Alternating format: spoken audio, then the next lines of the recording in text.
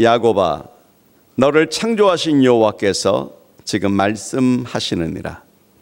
이스라엘아, 너를 지으신 이가 말씀하시느니라. 너는 두려워하지 말라. 내가 너를 구속하였고 내가 너를 지명하여 불렀나니 너는 내 것이라. 아멘.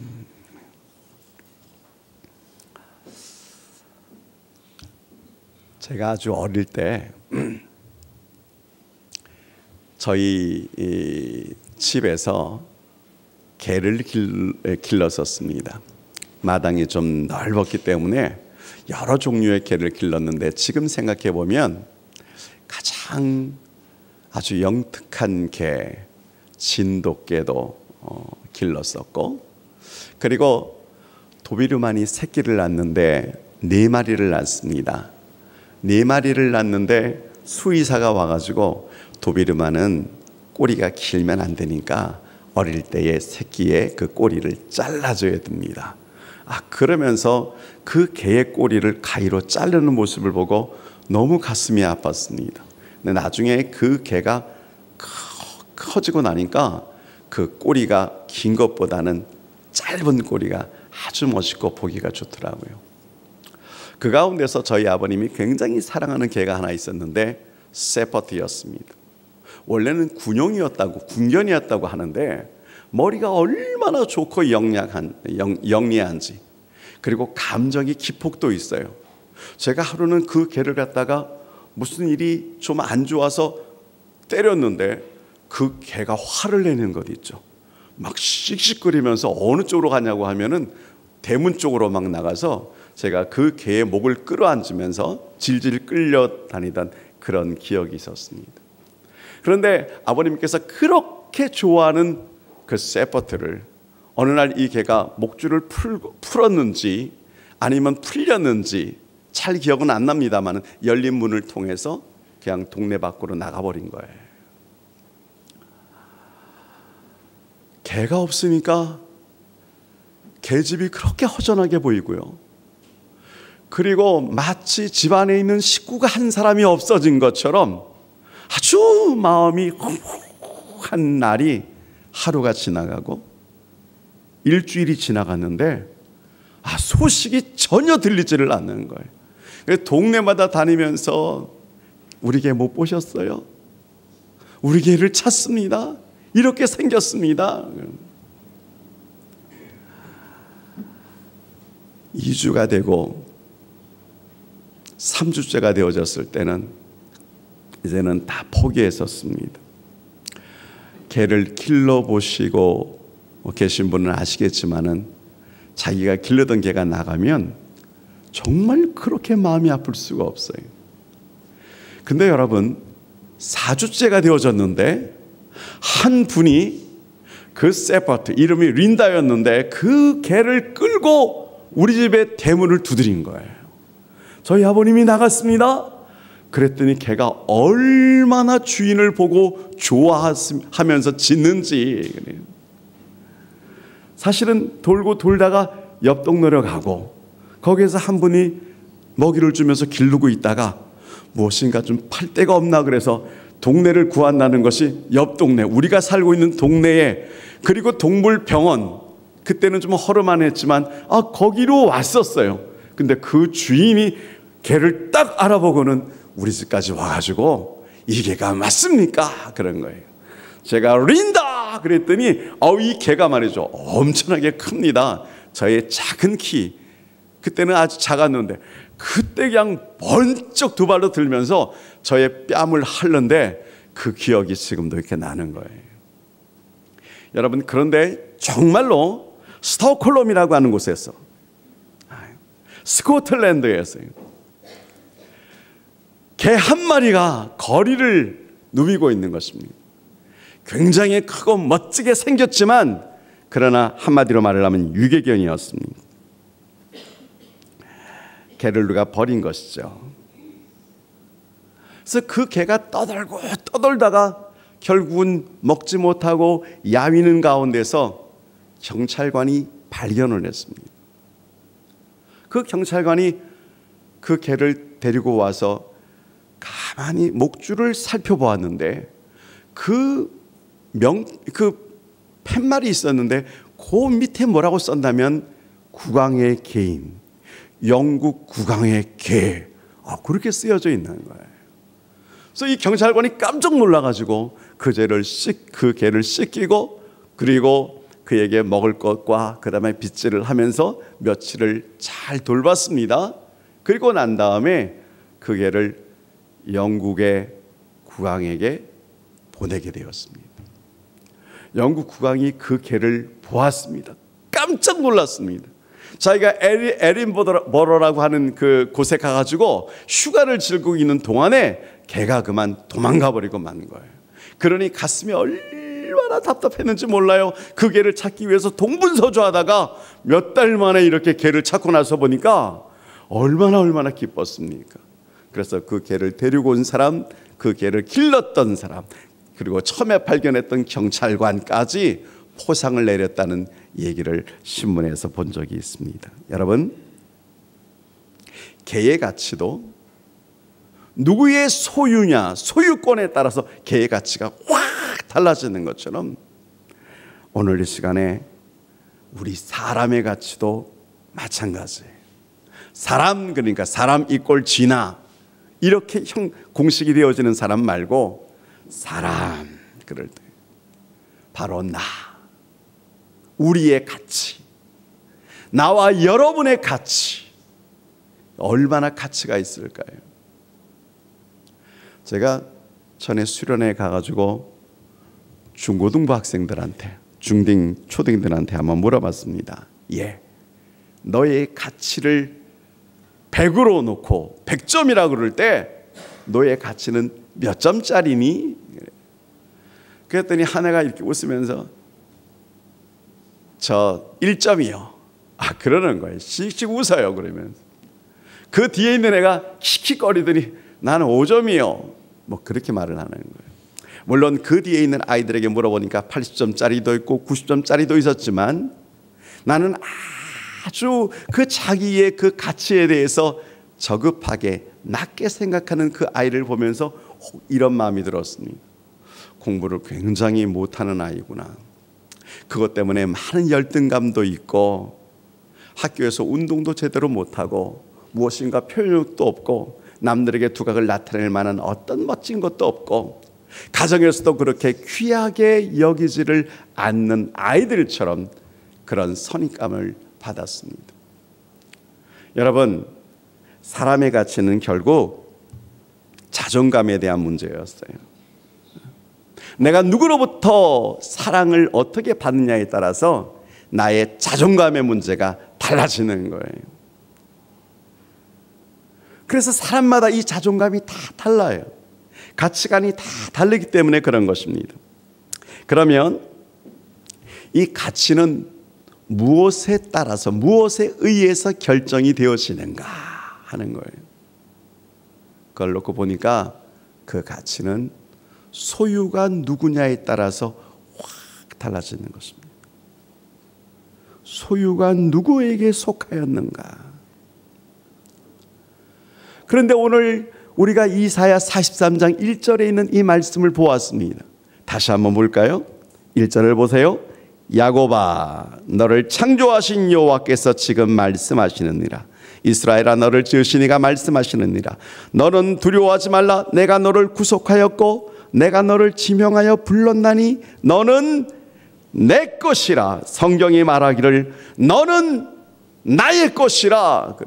우리가 누구의 소유입니까? 여기서 나의 소유 그러는 것은 하나님의 소유라는 것입니다. 하나님이 나의 소유입니다. 하나님이 누구십니까? 굉장한 존재이십니다. 그분은 만물의 소유자십니다. 그분이 만들지 않은 것은 이 땅에 아무것도 없습니다. 모든 것들이 다 그분의 통치, 그분의 소유인 것입니다. 여러분, 국왕의 개도 누구의 소유냐에 따라서 대접이 싹 달라진다면 하나님의 소유인 우리들의 그 가치가 얼마나 크고 큽니까? 오늘 본문 속에 보니까 야곱아 그렇게 말을 했습니다. 저는 이 말씀에 야곱, 이것을 개인의 이름으로 보지 않습니다. 이 야곱 그럴 때 이것은 한 나라, 한 국가를 보는 것입니다. 마치 이스라엘아 하는 것입니다. 야곱이 언제 이스라엘로 바뀌었습니까? 야복강가에서 그가 정말로 하나님을 만났을 때에 그 하나님께서 그의 이름을 바꿔주셨습니다.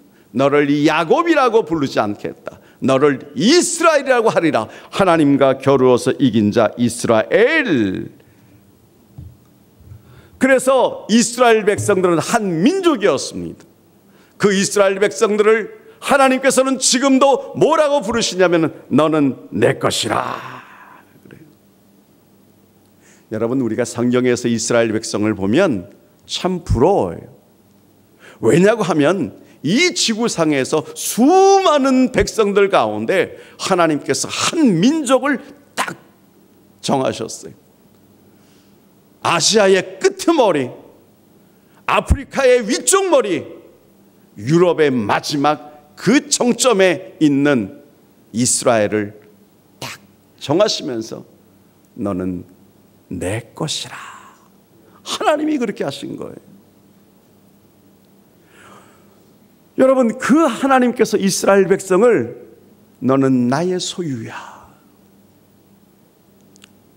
이 축복을 언제부터 줬냐고 하면은 아브라함에게 줬습니다. 그 축복이 이삭과 야곱에게 흘러간 것이었습니다. 야곱 때 이스라엘의 민족이 되어졌습니다. 여전히 하나님의 백성이었습니다. 그들이 고난을 당한 적이 있었습니다. 애굽의 포로로 잡혀갈 때도 그대로 내버려 두지를 않으셨습니다. 광야에 임하게 하시고 홍해를 육지같이 건너게 하시고 그 가나안 땅으로 인도하시는 분은 바로 나의 소유라고, 너희는 내 백성이라고 말씀하신 전능하신 하나님이셨습니다. 여러분, 이스라엘은 어떤 백성인 줄 아세요? 방금 말씀드렸다시피 이스라엘은 언약의 백성이에요. 약속의 백성이에요. 이 약속을 언제 하나 하고 보니까 바로 시내산에서 하나님께서 이스라엘 백성과 너희는 나의 자녀가 되고 나는 너희의 아비가 되리라. 하나님께서 언약을 다 세우셨어요. 십계명을 주셨어요. 내 백성은 이렇게 살아야 된다. 내 백성은 이렇게 삶을 유지해야 된다. 그런데 참 놀랍고 놀라운 기적 같은 사실이 성경에 기록되어졌는데, 그것은 구약의 사건보다 더 놀라운 이 신약 성경 속에서 이 성경을 읽을 때 하나님께서 저와 우리 성도님들을 너희는 나의 택한 백성이라고 말씀하십니다. 너희는 나의 언약의 자녀라고 말씀하고 계시는 것입니다. 이 사실을 믿으십니까? 네. 여러분, 신약 성경에서 성경이 말하고 있습니다. 영접하는 자, 곧 그 이름을 믿는 자들에게는 하나님의 자녀가 되는 권세를 주셨으니. 여러분, 하나님의 자녀가 되는 권세를 받았어요. 근데 누가 받았다는 거예요? 이 자리에 앉아있는 우리 모두 그렇게 되어지기를 원합니다. 그러나 거기에는 하나의 아주 중요한 영접이라고 하는 그 의미가 있습니다. 영접이 무엇입니까? 영접은 마치 제가 신방을 갑니다. 아무개 성도님, 그랬더니 누구세요? 그랬더니 문을 창 열고 나온 목사입니다. 그랬더니 아, 목사님 어떻게 오셨어요? 우리 집에 들어오세요. 이게 바로 영접이. 여러분, 나를 영접하는 것이 아니고 우리 주 예수 그리스도를 영접하는 자들에게 하나님의 자녀가 되는 권세를 주셨다고 했는데, 중요한 핵심의 문제는 바로 당신이 전능하신 예수 그리스도, 그분이 여러분의 마음 문을 두드릴 때에 여러분 그분을 영접하셨습니까? 여기에 대해서 아멘이 흘러나올 수 있고 아멘이라고 고백할 수 있는 사람, 바로 그에게 하나님의 자녀의 은혜를 주신 것입니다. 그분이 바로 전능하신 하나님이십니다.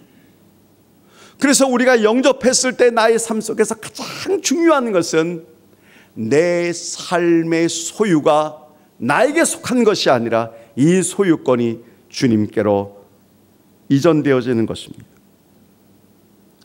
이게 언약의 관계입니다. 나는 하나님의 말씀에 불순종하는 것이 아니라 내가 하나님의 말씀에 순종하는 것입니다. 그런데 여기에는 그냥 이루어지는 것이 아니에요. 그냥 영접하면 내가 하나님의 자녀가 되었구나, 이 감격보다 더 큰 감격이 뭐냐고 하면은 오늘 1절에 보니까 이런 말씀이 있습니다. 내가 너를 구속하였고, 이 구속이라는 단어가 있어요. 구속은 언제 들어봤어요? 혹시 여러분 구속당해 보셨어요? 이 구속이라고 말을 하면 마치 무엇인가 손에 차고 그리고 어디에 들어가는 것 같은 그런 느낌을 받는데, 이 구속이라는 뜻이 히브리어의 가즈라고 하는 말입니다. 가르라고 하는 말입니다. 근데 이 가르라고 하는 말이 뜻이 뭐냐고 하면은 아주 비싼 대가를 치르는 것, 그것을 가지고 구속이라고 말을 하는 거예요. 어떤 대가요? 엄청난 대가, 그 대가를 치르는 것을 가지고 구속이라고 그렇게 말을 하는 것입니다. 이 땅에서 최고의 대가가 무엇일까요? 이 땅에서 가장 존귀한 것이, 가장 귀한 것이 무엇일까요? 우리가 천하를 다 얻는다고 할지라도, 내가 천하로 도배를 해서 번쩍번쩍 한다고 할지라도 내 생명이 끝나버리면 무슨 소용이 있습니까? 여러분, 예수님께서 이 땅에 오셨어요.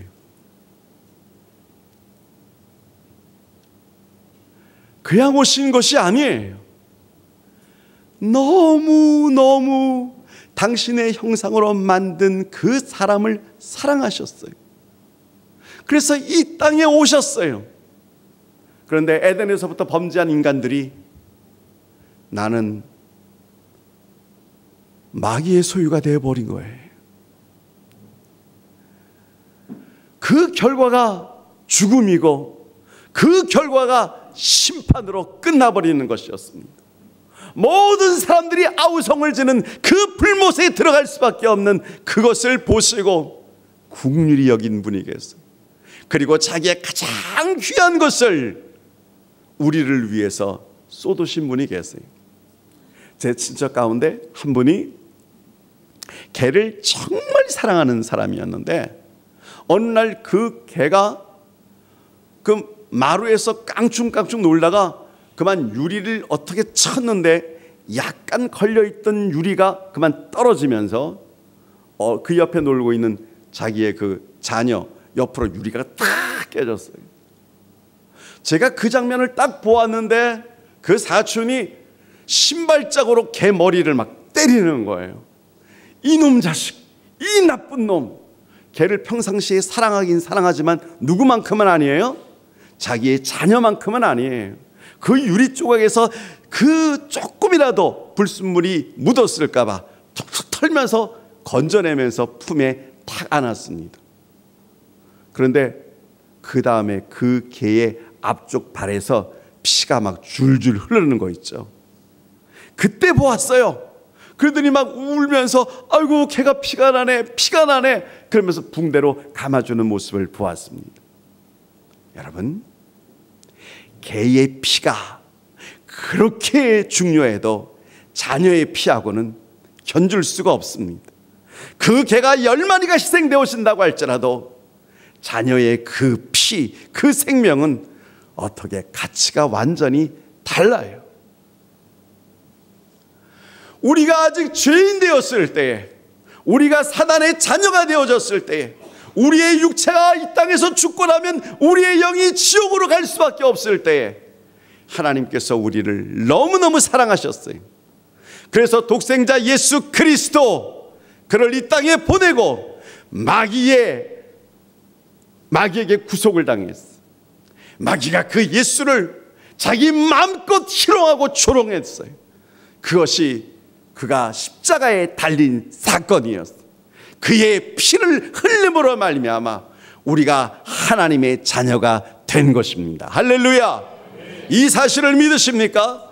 이것이 복음이에요. 성경 전체를 봐도 다 이것이 복음이에요. 원래 우리는 하나님의 자녀였고 에덴 동산에 있었던 하나님의 아들 딸들이었는데, 여러분, 우리가 거기에서 추방당했어요. 쫓겨났어요. 그 결과는 결국 죽음이었어요. 그런 그 죽음에서 주께서 핏값으로 우리를 살리셨는데, 신약 성경에서 이 사실을 뭐라고 고백하냐면 베드로전서 2장 9절에 너희는, 그래, 우리 믿는 사람을 놓고 뭐라고 한번 얘기하는지 한번 보세요. 너희는 택하신 족속이요 왕 같은 제사장들이요 거룩한 나라요 그의 소유된 백성이니. 택하신 족속, 왕 같은 제사장, 거룩한 나라. 우리는 하나님의 거룩한 나라, 그의 소유된 백성이 되었다고 성경이 우리에게 말하고 있는 것입니다. 이 사실을 믿기를 축원합니다. 그러면 좋아요. 내가 하나님의 자녀가 되었군요. 그러면 하나님의 자녀가 되어진 그 특권이 있을까요? 예. 성경을 통해서 보니까 하나님의 자녀에게는 권세가 있다 그랬는데 하나님의 자녀에게 특권이 있습니다. 어떤 특권이 있냐고 하면은 첫 번째로 하나님이 그를 보호하신다는 거예요. 하나님이 우리를 보호하신다는 거예요. 하나님께서 이 땅의 수많은 사람들 가운데서 바로 나를 보호하신다는 거예요. 어디에서 어떻게 보호하십니까? 오늘 2절에 있는 말씀 봅니다. 내가 물 가운데로 지날 때에 내가 너와 함께 할 것이라. 강을 건널 때에 물이 너를 침몰하지 못할 것이며 내가 불 가운데로 지날 때에 타지도 아니할 것이요 불꽃이 너를 사르지도 못하리니. 물 가운데서 노아의 방주가 생각이 나요. 사람들이 비웃었어요. 하나님이 어디 있느냐? 하늘에서 무슨 비가 오느냐? 노아 당시에는 하늘에서 비가 오지 않았거든. 120년 동안 방주 지을 때도 하나님을 조롱하고 하나님의 말씀을 멸시하고 노아의 행위를 비웃다가 드디어 하늘에서 비가 나고 땅 밑에서 구멍에서 창수가 나서 그 아라랏산, 그 높은 산까지 다 물길로 적실 때 방주에 떠 있는 노아와 그의 식구들 외에는 구원받은 자가 아무도 없었어요. 오늘날 그 방주가 무엇이냐고 하면은 하나님의 교회입니다. 오늘날 그 방주는 무엇이냐고 하면은 예수 그리스도를 믿는 주의 아들 딸들입니다. 주의 백성입니다. 바로 당신이 그 백성이 되어지기를 주의 이름으로 축원합니다. 그래서 우리가 그 은혜 가운데서 예배를 드리는 거예요. 홍해의 사건은 말할 것도 없고, 엊그저께 금요일 날 일본에서 쓰나미가 난 2011년도 3월 10일 날 났어요. 오후 2시경에 5주년이 되어졌어요. 일본 전국에서 사이렌이 울릴 때 많은 사람들이 무겸을 했다고요. 우리나라 사람들도 바로 그 시간에 무겸을 한 사람들이 있다고 해요. 그때 얼마나 많은 사람들이 사망을 했는지 11,232명, 실종자가 16,361명, 재산의 피해가 우리나라 돈으로 따져보니까 337조, 그리고 아직도 해결되었지 않은 수많은 문제들. 여러분, 일본의 그 쓰나미, 그 물이 막 넘치는 그 장면을 여러분 본 적이 있습니까? 제가 그때 한 장면이 기억납니다.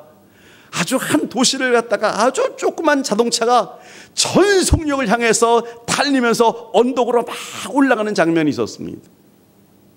그때 속도가 생각이 났습니다. 여러분, 우리가 고속도로에서 차를 갖다가 몰 때 몇 킬로 정도 뭡니까?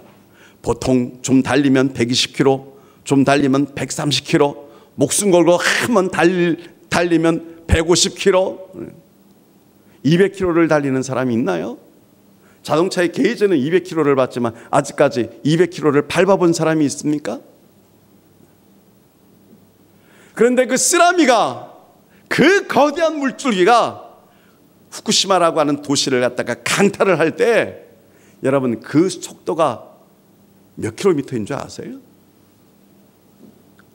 저는 헬기에서 찍은 그 영상이 지금도 기억납니다. 그 조그만 티코 같은 자동차가 전속력으로 달렸다고 생각합시다. 그 뒤에 쓰나미가 그 자동차를 뒤엎을 것처럼 막 몰려오는데 그거 재보니까 750km였어요.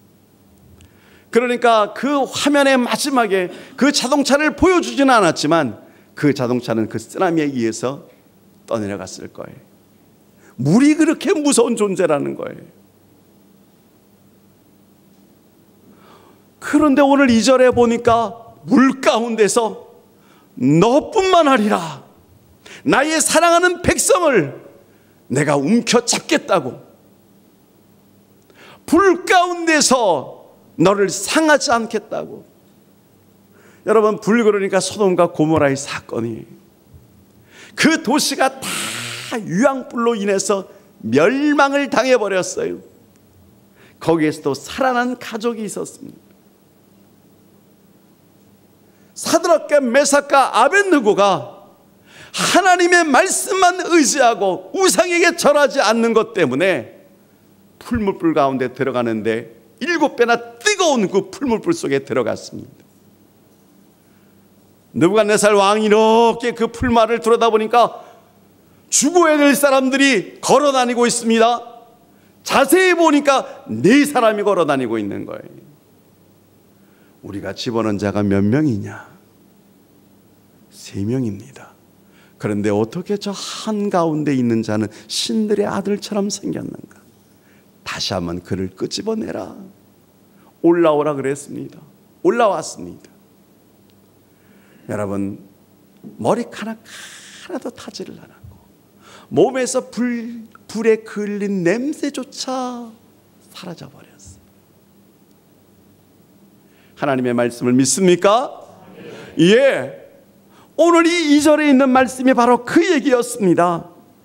불 가운데서도 물 가운데서도 하나님께서 지키시겠다고 하는 거예요. 왜? 하나님의 소유된 백성이었기 때문에. 시편에 이런 말이 있습니다. 여호와는 내 편이시라. 여호와는 내 편이십니다. 내게 두려움이 없나니 사람이 내게 어찌할꼬 하는 말씀이 있어요. 우리가 하나님의 소유된 백성일 때 하나님께서 우리를 보호하십니다. 물 가운데서도 불 가운데서도 우리를 보호하십니다. 그 약속의 말씀을 믿으시기를 축원합니다. 두 번째, 우리가 하나님의 소유가 되어졌을 때 하나님께서 우리에게 하시는 말씀이 있습니다. 4절에 있는 말씀을 보겠습니다. 내가 내 눈에 보배롭고 존귀하며 내가 너를 사랑하였은즉. 제가 이 말씀을 보면서 보배롭고 존귀한 자,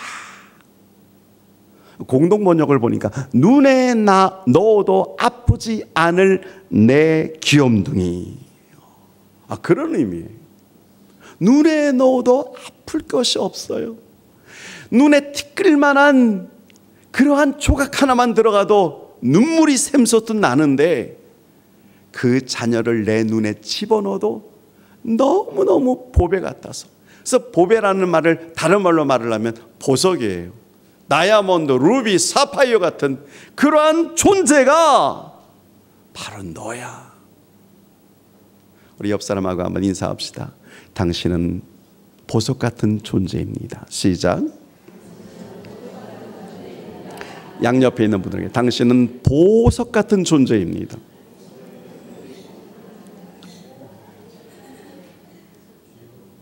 누가 그렇다고요? 가정에서 아내가 보석 같은 존재예요.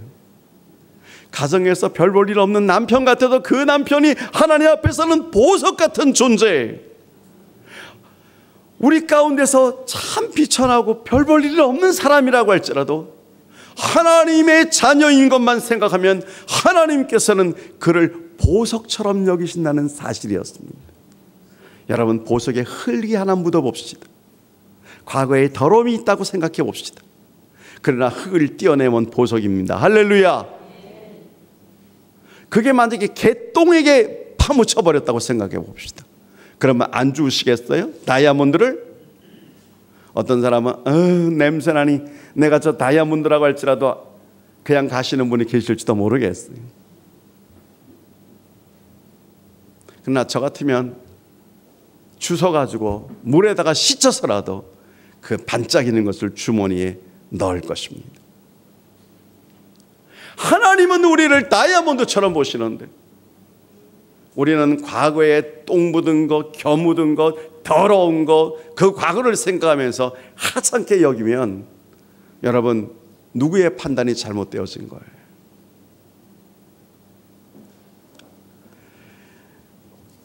그래서 이것을 일찍이 알았던 선지자 스바냐가 있습니다.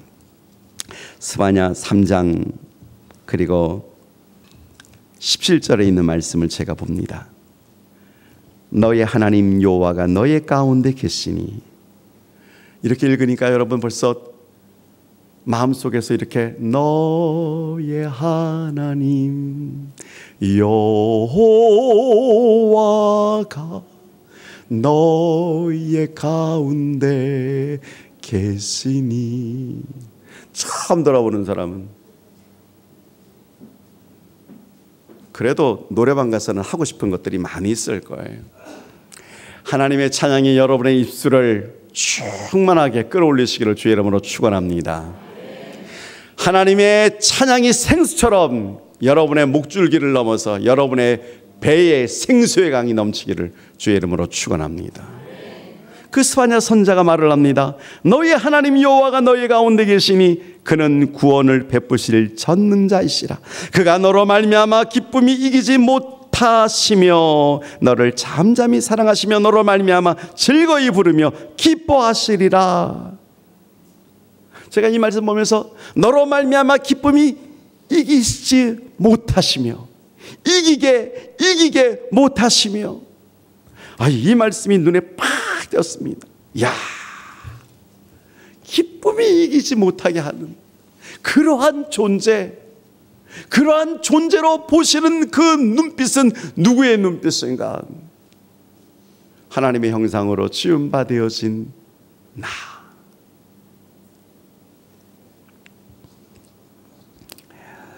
자녀의 특권 가운데서 한 가지 더, 우리가 하나님의 자녀가 되었을 때 하나님이 주시는 은혜가 무엇이냐고 하면 5절과 6절을 봅시다. 두려워하지 말라. 뭐 하지 말라? 두려워하지 말라. 내가 너와 함께하여 내 자손을 동쪽에서부터 오게 하며 서쪽에서부터 너를 모을 것이며 내가 북쪽에 이르기를 내놓으라 남쪽에 이르기를 거두어 두지 말라. 내 아들들을 먼 곳에서 이끌며 내 딸들을 땅 끝에서 오게 하며. 여러분, 오늘 이 본문은요, 좋은 그림과 같지만 이 시대의 배경은 너무너무 비참한 배경이에요. 전쟁이 났어요. 예루살렘이 멸망했어요. 모두가 다 바벨론의 포로로 잡혀가 버리는 거예요. 그 중에 도망가는 자가 동쪽으로 서쪽으로 남쪽으로 북쪽으로 막 도망가 버립니다. 그런데 그렇게 도망간 백성을 하나님께서는 선지자를 통해서 다시 돌아오게 할 거야. 이 땅에 너희들이 살 거야. 여러분, 우리는 이 약속이 이미 응답되어지고 이루어진 것을 알고 있어요. 왜냐고 하면은 바벨론의 고레스 왕이 칙령을 내려서 잡아갔던 그 포로들이 이스라엘 땅으로 다 돌아가는 것이 예수님 오시기 주전 538년에 이미 다 이루어진 사건들이었어요. 이사야는 아직 예수 그리스도가 오시기 600년 전의 사람이기 때문에 그는 예언만 했지만, 그러나 이 신약을 살고 있는 우리는 이스라엘 민족이 그렇게 잡혀갔다가 다 풀려났는데 동서남북, 그래서 제가 그걸 자세히 봤어요. 그랬더니 이런 일들이 벌어졌어요. 동쪽은 이라크, 시리아, 이란, 인도, 중국이었습니다. 근데 여러분, 여기에 포로로 잡혀간 사람들이 나중에 에스라 작전이라는 것을 통해서 이곳에서 1000년 동안 살았던 유대인들을 저들이 데리고 왔어요. 단 가지고 있는 모든 재산은 가져갈 수 없다. 너희들이 맨몸으로 나가라. 그래서 1961년도에 18만 4,130명이 돌아왔어요. 인도에서 20만 명이 돌아오고요. 중국에서 2,167명이 고국 이스라엘로 1000년 만에 돌아갔어요. 서쪽에 보니까 폴란드, 독일, 루마니아, 체코슬로바키아, 유고슬라비아, 불가리아 뭐 이런 나라들이 서쪽에 쫙 포진되어져 있는데, 이스라엘이 그때 6.1 전쟁하고 난 다음에 그쪽에 있는 사람들이 경계선을 넘고 물밀듯이 이스라엘로 왔습니다. 남쪽에 있는 사람들은 아프리카 쪽에 있는 사람들이고 예멘 쪽에 있는 사람들인데, 이 사람들의 기록을 보니까 1971년도에 작전이 요술 카펫 작전이었습니다. 근데 나중에 이름을 갖다가 독수리 날개 작전으로 싹 바꿨습니다. 왜냐고 하면 그 아프리카에 있는 사람들을 비행기 의자 다 띄고 난 다음에 저들을 24시간 동안 7,800명을 갖다가 날랐습니다. 그런데 그 아프리카에 사는 사람들은 비행기를 처음 본 사람들이었거든요. 두렵지 않느냐? 근데 그 사람들은 전혀 두려워하지를 않았습니다. 이사야 46장 11절에 있는 약속의 말씀이 응답되어지는 날이라고 저들은 생각했습니다. 시간이 없어 제가 살펴보지는 못합니다만 북쪽에 보니까 구소련이 있습니다. 영국도 있고 스페인도 있고 독일도 있고 프랑스도 있고, 구소련의 157개의 마을에 유대인들이 600만 명이 있었는데 그들이 100만 명이 돌아왔습니다. 1986년 10월 달에 38명이 그 클레몬 광장에서 시위를 했어요. 여리고 돌기. 계속해서 여리고를 도는 것처럼. 그래가지고 나중에 16,000명이 돌아왔고, 1989년도에 보니까 7만 명이 돌아왔고, 1990년도에 20만 명이 고국으로 돌아왔었습니다. 선지자가 약속하고 선지자가 예언한 그대로 하나님의 영광, 하나님의 은혜가 그들 가운데서 회복되어졌습니다. 제가 이 말씀을 드리면서 결론적으로 말씀드리고 싶은 것이 있습니다. 오늘 우리가 예수 그리스도를 믿어요. 우리는 하나님께 속한 주의 아들, 딸들입니다. 그런데도 불구하고 우리 가운데서 인생의 절대절명의 위기 가운데 계시는 분들이 혹 있나요? 가지고 있는 모든 재산을 다 날려버렸어요. 돈 한 푼 남은 게 없어요. 이제 어떻게 살아가야 되죠? 하나님의 아들, 딸들이. 자식 때문에 걱정하고 염려하시는 분이 계신가요? 그 자식이 속을 썩이고 또 속을 썩이는 그런 자식이 있나요? 이건 도저히 이 문제에서는 빠져나올 수가 없어. 이 문제에서는 해결될 수가 없어. 그렇게 생각하시는 분들이 계신가요? 제가 전에 숭덕교에 있을 때 잊지 못할 그 음식 대접하는 그 사건. 집이 부도가 나고 나중에 경매가 돼가지고 다 이제는 쫓겨나게 생겼는데 갈 곳이 없는 거예요. 그런데 경매는 이미 벌써 당했죠. 쫓겨날 기간에 일주일 남겨놓고 초대를 했어요. 최고의 음식, 너무나 맛있는 음식들로 먹기는 먹는데 뭐가 넘어가는지는 못할 만큼 안타까웠어요.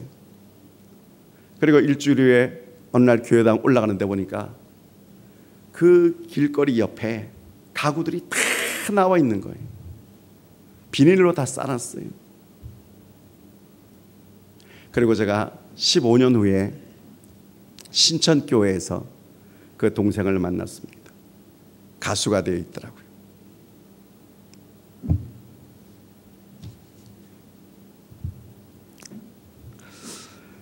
시간 관계상 어떻게 다 말씀을 해줄 수가 없어요. 하나님이 그런 가운데서 회복해 주시는 하나님. 정말 눈물 날 일이 있는데 중학교에 다니는 아이가 백혈병에 걸려가지고요. 여러분, 운명의 마지막 시간을 보내는 걸 제가 눈으로 봤습니다. 그 이불 그 위에서 벽에가 다 피로 젖어 있는데 입에서 계속해서 피가 나오는데 부모가 손을 더 이상 안 쓰는 거예요. 제가 얼마나 분노를 했는지. 그랬더니 이 자식 때문에 우리 재산을 다 썼습니다. 이제는 쓸 돈이 없습니다. 그리고 그 아이가 꼭 죽을 것 같아서 한마디 했습니다. 그래도 예수 믿지? 예. 이 다음에 하나님 나라에서 나를 볼 거야? 정말 볼 거야? 네. 그리고 그 자리에서 숨이 걷어졌어요. 여러분, 15년 후에 그 형이 숭덕교회 장로님으로 피택되어지는 것을 보았습니다. 가족이 다 예수님 앞으로 돌아왔습니다. 할렐루야. 제가 이 말씀을 보게 된 근본적인 동기가 뭐냐고 하면 뭐예요? 아름다운 동행. 이거예요. 우린 이걸 깔아놔도 이게 보는 사람이 거의 없는 것 같아요. 시간이 갔지만 제가 이번 간단하게 말씀드릴게요. 15살 학생 때 열병으로 후유증으로 시력을 잃어버리고 맹인이 돼버렸어요. 자살을 수없이 많이 시도하다가 서울의 명화학교로 와서 거기서 목사님 만나가지고 영접하고 은혜를 받았는데 1973년도에 빌리그리암 그 전도대회에 참석을 하고 하나님 앞에서 헌신하게 결단했어요. 제가 1973년 그러니까 나도 그 자리에 있었는데 내 나이가 되었겠구나 그렇게 생각을 했습니다. 그리고 하나님을 인격적으로 만나고 난 다음에 정말 살아계신 하나님을 체험했어요. 그리고 장애인 선교하기 시작했습니다. 총신대 3학년 때